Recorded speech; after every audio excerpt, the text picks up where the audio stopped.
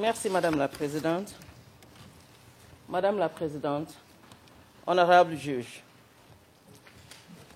l'affaire que nous vous présentons aujourd'hui concerne M. Laurent Gbagbo, un président qui a renoncé au processus politique, électoral, démocratique, préférant recourir à la violence et au crime pour se maintenir au pouvoir.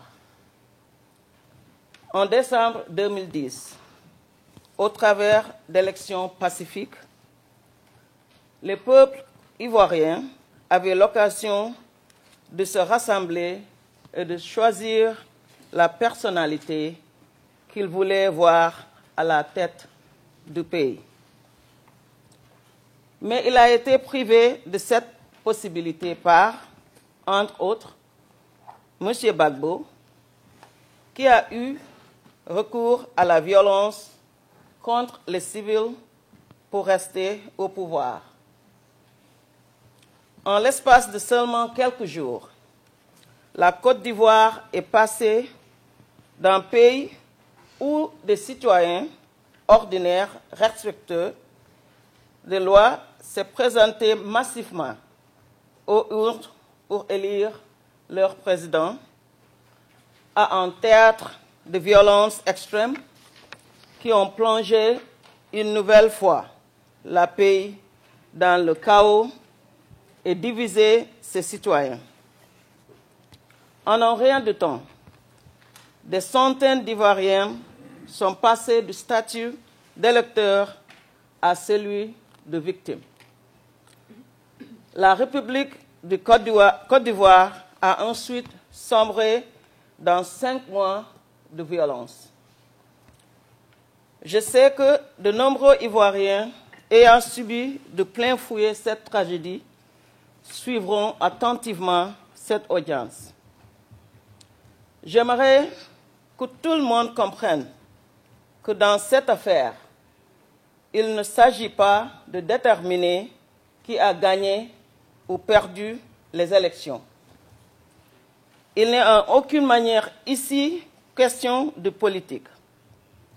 Si nous sommes présents aujourd'hui, c'est parce que des atrocités ont été commises en grande échelle contre la population ivoirienne après les élections. Nous sommes là, Madame la Présidente, pour envoyer un message fort à ceux qui prévoient essayer d'accéder au pouvoir ou de s'y maintenir en ayant recours à la violence et à la brutalité. Ils devront dorénavant répondre de leurs actes. Madame President, Your Honor, Madame le Président, Madame, Monsieur les juges, avec votre autorisation, je vais poursuivre en anglais. Aujourd'hui, mon bureau est ici pour démontrer que Monsieur Laurent Gbagbo porte la plus lourde responsabilité de certains des crimes les plus graves commis en Côte d'Ivoire pendant la violence post-électorale 2010-2011. Ce qui aurait dû constituer un moment d'unité. Les premières élections présidentielles en 10 ans en Côte d'Ivoire s'est transformée en chaos et en violence inédite. Les éléments de preuve de l'accusation montreront que M. Gbagbo et les membres de son cercle restreint avaient adopté une politique et un plan commun ayant pour objectif de maintenir M. Gbagbo en tant que président de Côte d'Ivoire par tous les moyens, y compris par la force létale. Nous montrerons que M. Gbagbo et des forces sous son contrôle portent la responsabilité du meurtre, des viols, des blessures graves et des détentions arbitraires d'un nombre impossible à compter de citoyens respectueux de la loi, des civils qui étaient considérés comme des partisans de M. Ouattara. Pour ces actes révoltants, brutaux, la L'accusation accuse M. Gbagbo de crimes contre l'humanité. Et nous demanderons à la Chambre de présenter M. Gbagbo au procès pour ces crimes. Le premier tour des élections présidentielles a eu lieu le 31 octobre 2010. Le deuxième tour a été organisé entre le 28 novembre et le 1er décembre 2010. Le 2 décembre, le président de la Commission électorale indépendante a annoncé les résultats provisoires, déclarant la victoire de M. Ouattara.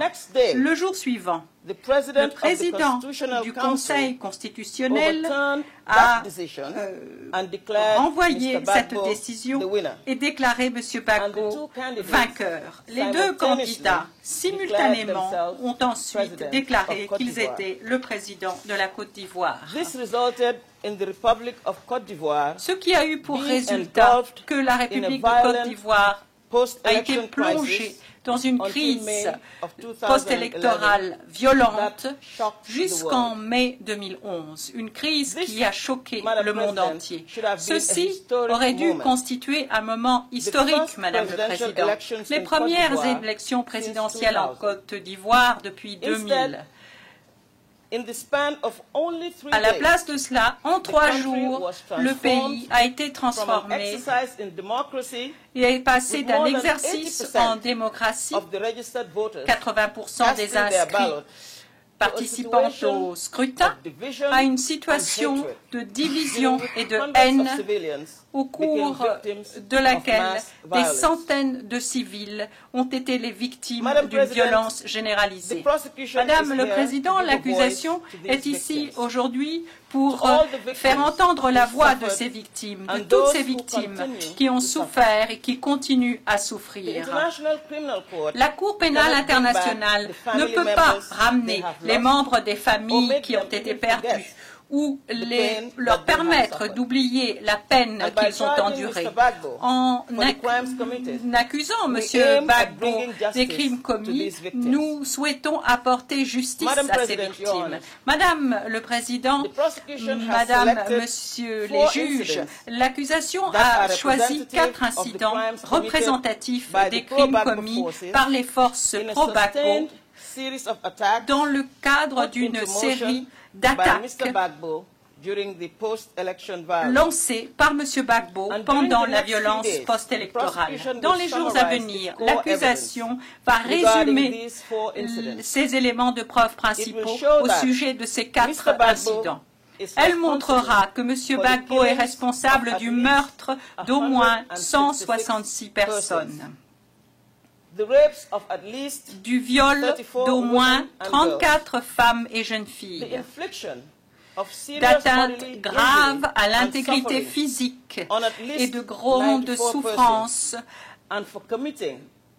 subies par au moins 94 personnes, et pour avoir commis le crime de persécution à l'encontre d'au moins 294 victimes. Je voudrais insister sur ceci, Madame le Président. Les charges qui seront au cœur de cette procédure ne portent que sur les actes et sur la responsabilité pénale individuelle de M. Laurent Gbagbo. Ces charges, Madame le Président, ne sont pas portées contre le peuple de la Côte d'Ivoire.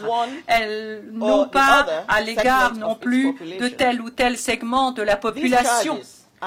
Ces charges ne sont pas portées contre un groupe politique, national, ethnique ou religieux dans ce pays. Ces charges sont portées contre une personne.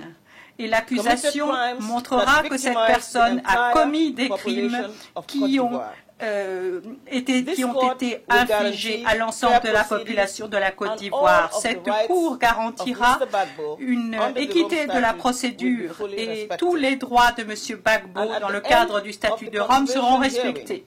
À la fin de l'audience de confirmation des charges, ce sera à vous, Mesdames, Monsieur le juge, ce sera à cette Chambre seule de décider s'il convient de traduire M. Gbagbo en justice ou non. Madame le Président, Madame, Monsieur les juges, avec votre autorisation, je vais maintenant demander à Monsieur Eric MacDonald de résumer les charges qui pèsent contre Monsieur Gbagbo ainsi que le fondement de la thèse de l'accusation à son égard. Je vous remercie, Madame le Président.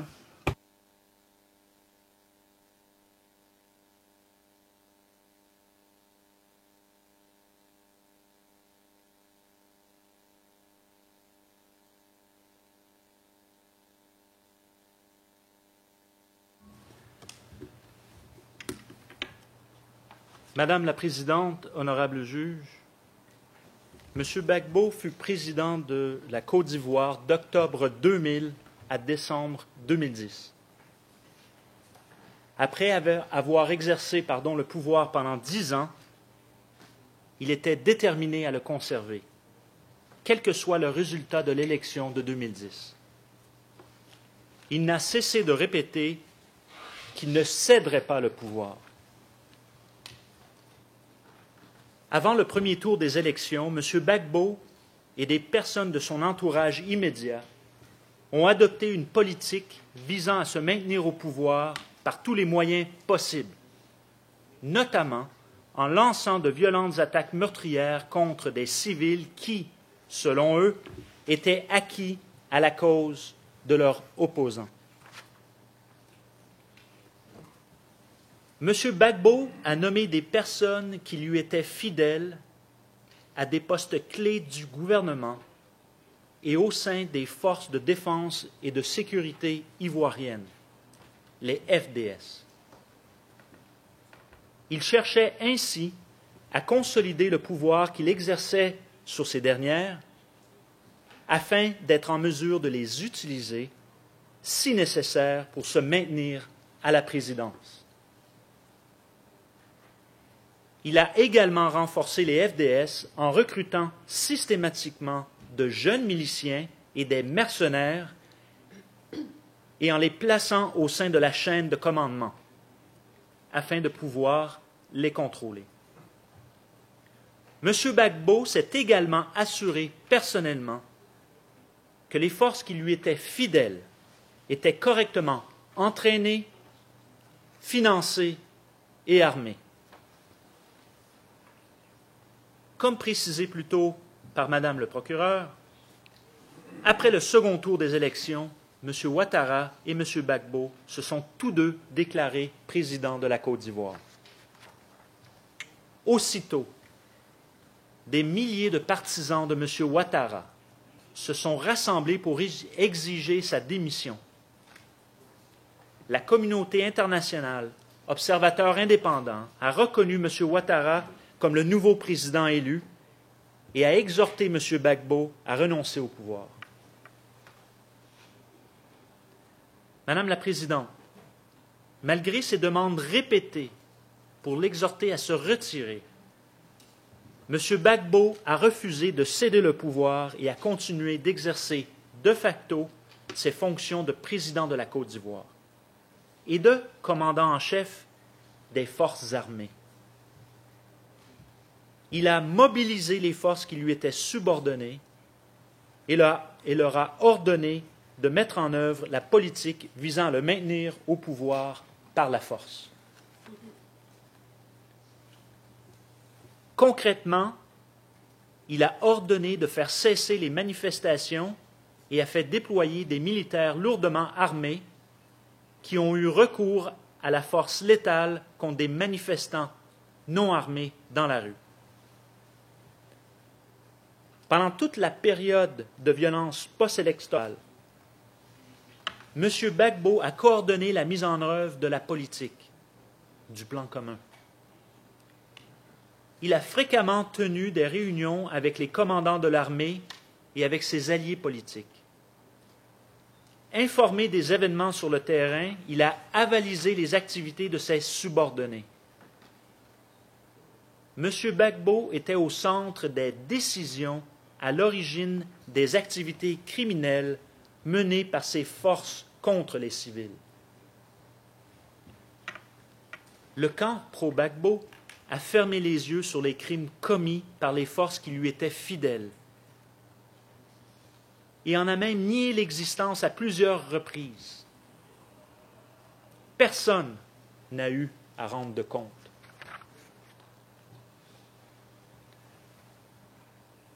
Pendant ce temps, M. Ouattara et des membres de son gouvernement s'étaient installés à l'hôtel du Golfe, dans le quartier de Cocody à Abidjan. M. Gbagbo a ordonné à ses forces armées de mettre en état de siège l'hôtel du Golfe et ses occupants, dont M. Ouattara et des membres de son gouvernement. Tout au long de la crise post-électorale, l'armée, des jeunes miliciens et des mercenaires ont maintenu ce siège en lançant de violentes attaques contre les civils soupçonnés de soutenir M. Ouattara et ont aussi attaqué l'hôtel en question à l'arme lourde. Madame la Présidente, honorable juge, les éléments de preuve de l'accusation montreront que du 28 novembre 2010, soit le début du deuxième tour de l'élection présidentielle, au 8 mai 2011,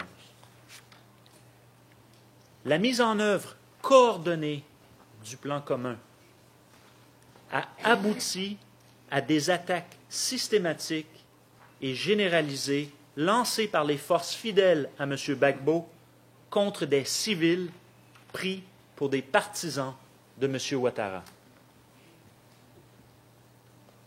Les attaques répétées par les forces pro-Gbagbo suivaient toujours le même modus operandi. L'usage excessif et brutal de la force contre des civils non armés, notamment à l'arme lourde, dans des quartiers densément peuplés, pour disperser les manifestants acquis à la cause de M. Ouattara, ou encore pour terroriser la population civile soupçonnée de soutenir ce dernier. Les forces pro-Gbagbo ont pris pour cible des quartiers résidentiels d'Abidjan et de nombreuses communautés dans l'ouest de la Côte d'Ivoire considérées comme des bastions de M. Ouattara. De plus, ces forces s'en sont prises à certains groupes ethniques, religieux ou nationaux en partant de l'hypothèse que les membres qui les composaient soutenaient la cause de M. Ouattara.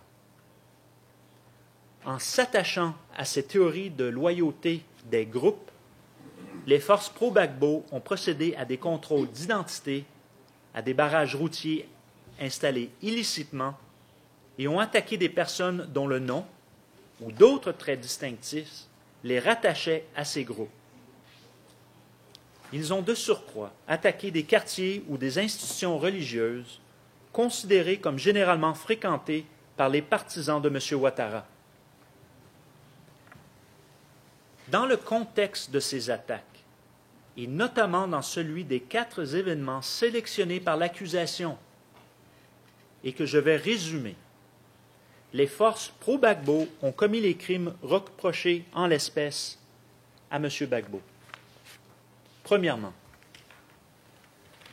le 16 décembre 2010 à Abidjan, des partisans de M. Ouattara, des civils, ont marché vers les locaux de la radiodiffusion télévision ivoirienne, la RTI, pour introniser le nouveau directeur général de cette institution.